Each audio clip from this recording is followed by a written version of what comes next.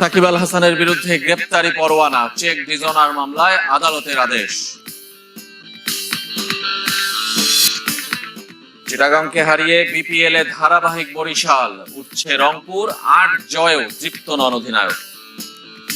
আমার কাছে লক্ষ্য হচ্ছে ভাই বিপিএল টা চলতেছে, রংপুর রাইডার্সের ফাইনালে যাওয়া। ওয়েস্ট ইন্ডিজে আজ নারী দলের প্রথম ওয়ানডে, সরাসরি বিশ্বকাপ খেলতে জিততে হবে 2 ম্যাচ। একবার আলোচনায় সাকিব আল হাসান, চেক প্রতারণা মামলায় গ্রেপ্তারি পরোয়ানা জারি করেছেন আদালত। এতে সাকিবের দেশে ফেরার সম্ভাবনা আরো ক্ষীণ হলো।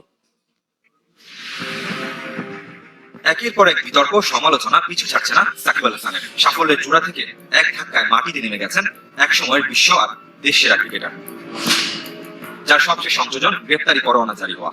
রোববার additional chief metropolitan magistrate Ziadur Rahman এই আদেশ দেন। ঘটনার সূত্রপাত 2017 সালে। আইএফআইসি ব্যাংকের বনানী শাখা থেকে ওয়ার্কিং ক্যাপিটাল হিসেবে 1 কোটি আর টার্ম লোন হিসেবে 1.5 কোটি টাকা লোন নেয় Shakib Al Hasan agro farms limited. Satkhira ভিত্তিক এই প্রতিষ্ঠানের চেয়ারম্যানের দায়িত্বে ছিলেন সাকিব নিজে। টাকা ফেরত চেয়ে 6 দফা নোটিশ দেওয়ার পর প্রতিষ্ঠানটি 4 কোটি 14 লাখ টাকার 2টি চেক দেয়। তবে অ্যাকাউন্টে যথেষ্ট টাকা না থাকায় চেক বাউন্স করে।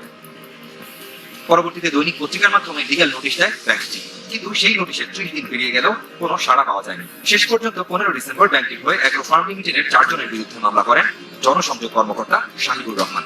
18 জানুয়ারি আদালতে তলব করা হলেও এর মধ্যে চেয়ারম্যান সাকিব এবং ব্যবস্থাপনা পরিচালক গাজী শাহাদি হুসাইন অনুপস্থিত থাকায় তাদের বিরুদ্ধে গ্রেপ্তারি পরোয়ানা জারি করে আদালত। 5 আগস্ট গণ অভ্যুত্থান পরবর্তী সময়ে একের পর এক দুঃসংবাদ সাকিবের। প্রথমে হত্যা মামলা, এরপর শেয়ার বাজার কেলেঙ্কারিতে বড় অঙ্কের জরিমানা, অ্যাকাউন্ট ফ্রিজ করা, তারপর দেশে ফিরে শেষ টেস্ট খেলতে না পারা, বোলিং অ্যাকশনে নিষেধাজ্ঞা আর সবশেষ গ্রেপ্তারি পরোয়ানা। সংসদ সদস্য পদ সবার আগেই হারিয়েছেন। সব মিলে খুব দ্রুত দেশে ফেরার আপাতত কোনো সম্ভাবনা নেই সাকিবের। চ্যানেল 24। সামিট গ্রুপের সৌজন্যে বিপিএল এর খবর।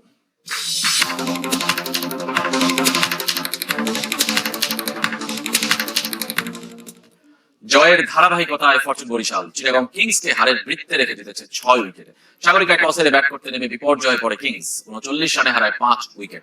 8 উইকেটে 121 রানে থামে চিটাগং। সর্বোচ্চ 35 রান করেছেন অধিনায়ক মোহাম্মদ মিঠুন, 3টি করে উইকেট রিপন মন্ডল এবং ফাহিম আশরাফের। জবাবে বরিশালও বিপর্যয়ে পড়েছিল, 32 রানে হারায় 3 উইকেট। 8 রানে রান আউটের শিকার তামিম। তাওহিদ হৃদয় 1 আর মুশফিক ফেরেন 11 রান। 16 রানের বেশি করতে পারেননি মাহমুদুল্লাহ। ষষ্ঠ উইকেটে ডেভিড মালান এবং মোহাম্মদ নবীর 69 রানের জুটিতে জয় নিশ্চিত করে বরিশাল। 56 রানে অপরাজিত ছিলেন মালান। 10 পয়েন্ট নিয়ে 2 নম্বরে বরিশাল।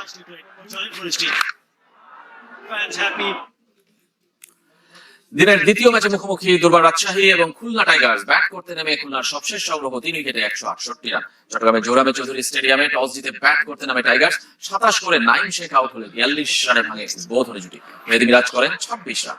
অর্ধশতক করে অপরাজিত আছেন আফিফ হোসেন, বশিষ্ঠও করেছেন অর্ধশতক। দুজন এগিয়ে নিয়ে চলেছেন দলের সংগ্রহ।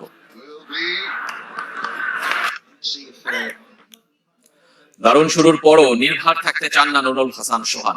রংপুর রাইডার্স নিয়ে শিরোপার স্বপ্ন দেখতে শুরু করেছেন। এর আগেও লিগ পর্বে দারুণ করেও প্লে অফে ব্যর্থতার ধারাবাহিকতা এবার ভাঙতে চান। চট্টগ্রাম থেকে ইকরাম হোসেন। নুরুল হাসান আর রংপুরের সম্পর্কটা বেশ পুরনো। দিনে দিনে সেই সম্পর্কের রসায়নে রাইডার্স অপ্রতিরোধ। মিকি আক্তারের মতো বিশ্বমানের কোচ দিয়েছেন 16 আনা পূর্ণতা। থ্রুআউট দ্য টুর্নামেন্ট একটা টিম নিয়ে খেলেছি। কোয়ালিফায়ার আগে যে আমরা অনেক বেশি সাফল করার কারণে আসলে টিমের যে কম্বিনেশনটা ওইটা আসলে থাকে নাই শেষ পর্যন্ত। এইবার প্রথম থেকে চেষ্টা করতেছি যাতে এরকম সিচুয়েশন এই বছর না হয়। নুরুল হাসানের দলের তাই শুধুই সামনে এগিয়ে যাওয়ার প্রত্যয়। তবে আগেও এমন অপ্রতিরোধ দলটা শেষের দিকে খেয়ে হারিয়েছে। সেজন্য এবার পরিকল্পনায় পরিবর্তন। ক্লিয়ার একটা মেসেজ প্লেয়াররা পাচ্ছে কি করতে যাচ্ছে, আমাদের সবকিছু ক্লিয়ার ভাবে যাচ্ছে এবং মাঠে আমরা কতটুকু দিতে পারতেছি এটা আমাদের উপর থাকে। বাট আমার কাছে মনে হয় যে টিম ম্যানেজমেন্ট হিসেবে কারো যদি কোনো কনফিউশন থাকে সেই জায়গায় কিভাবে কি করতে পারে এটা নিয়ে আসলে খুব ভালো ম্যানেজমেন্ট কাজ করতেছে। তবে দলের শক্তি বাড়াতে কিছু অদল বদল যে করতেই হবে।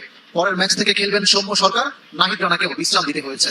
কুইক ম্যাচ যাচ্ছে, তো আমার কাছে মনে হয় যে পেস বোলিং আমাদের ভালো ব্যাকআপও আছে। তো আমরা চাচ্ছি যাতে রেস্ট দিয়ে সবাই আসলে এই জিনিসটা থাকে। অবশ্যই আমরা আশাবাদী, দেখেন ও যে ফর্মে ছিল আমাদের টিমের জন্য আগে বাড়তি অনুপ্রেরণার জায়গা। অবশ্যই আমার কাছে মনে হয় যে হয়তো খুব শীঘ্রই মাঠে ফিরবে। মাঠে আগ্রাসী ক্যাপ্টেন, দুরন্ত কিপার, শেষ ওভারে 26 রান নিয়ে ম্যাচ জেতানো ব্যাটিং। অনেকে বলেন সেরা সময়টায় নুরুল হাসানকে মিস করছে জাতীয় দল। এই জায়গাটা আপনার স্কোপ এক রকম থাকে, সিচুয়েশন এক রকম থাকে এবং আমার কাছে মনে হয় যে এখানে 10-15-20 রান খুব তাড়াতাড়ি ভুলে যাওয়া যায়। জিনিসটা এরকম সংখ্যাটা অনেক বড় না, যার কারণে আসলে ফোকাসে আসারও কিছু না। বাট আমার কাছে মনে হয় যে ফোকাসে আসাটা খুব ইম্পর্টেন্ট। তবে আপাতত রাইডার্স ক্যাপ্টেনের সব মনোযোগ বিপিএল এ। ইকরাম হোসাইন, চ্যানেল 24, চট্টগ্রাম।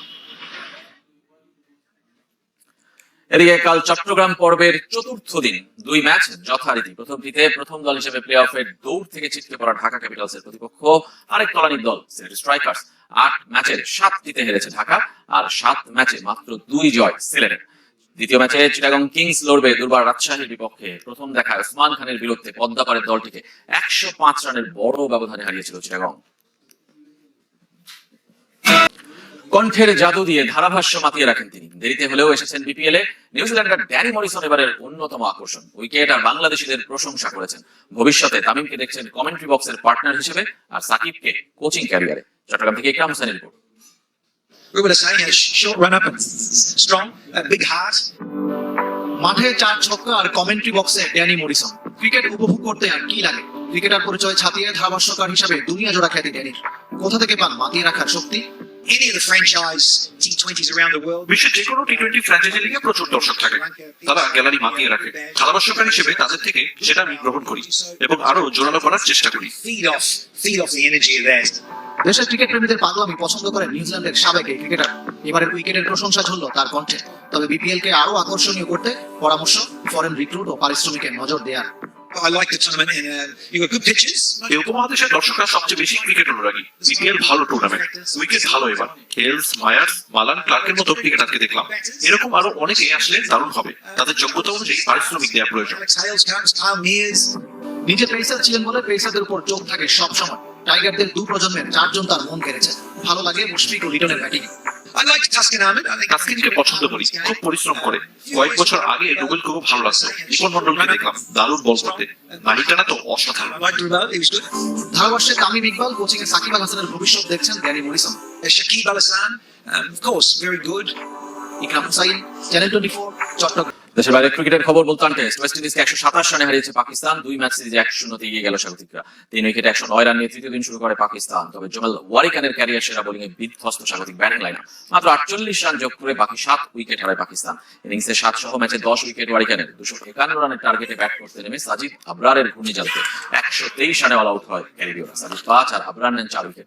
দ্বিতীয় দিন রেকর্ড 19টি, আর তৃতীয় দিন 2 সেশনে পরে 17 উইকেট। মাত্র 1064 বলে শেষ সুলতান পেস, যা পাকিস্তানের মাঠে সংক্ষিপ্ততম। বিশ্বকাপের দ্বিতীয় ম্যাচে কাল অস্ট্রেলিয়ার মুখোমুখি হবে বাংলাদেশের মেয়েরা। সকাল 8:30টায় শুরু ম্যাচ। সবশেষ অনূর্ধ্ব-19 বিশ্বকাপেও মুখোমুখি হয়েছিল 2 দল।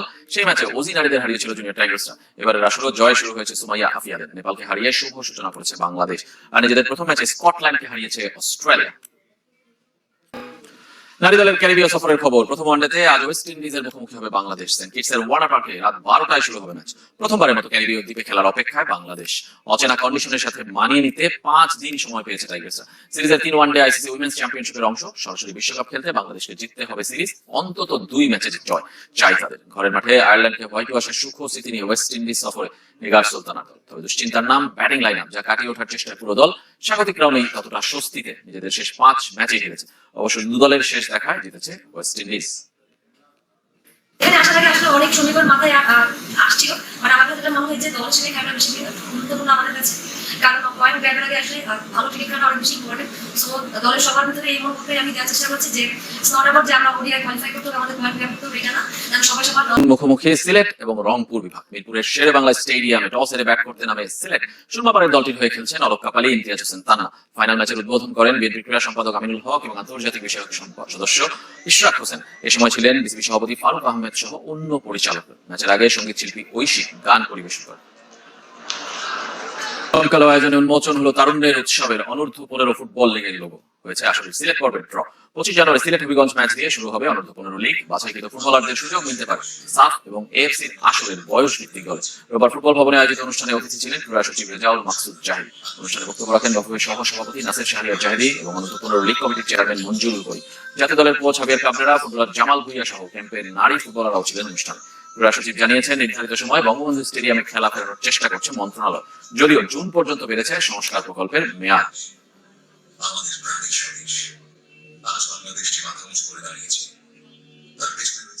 ন্যাশনাল স্টেডিয়াম আমরা সংস্কার করেছি, কাজ প্রায় শেষ দিকে। আমরা আশা করি যে বাফুফের যে খেলাটি নির্ধারিত রয়েছে সেটা নির্ধারিত সময়ের ভিতরে সম্পন্ন করা সম্ভব হবে আমাদের কাজ।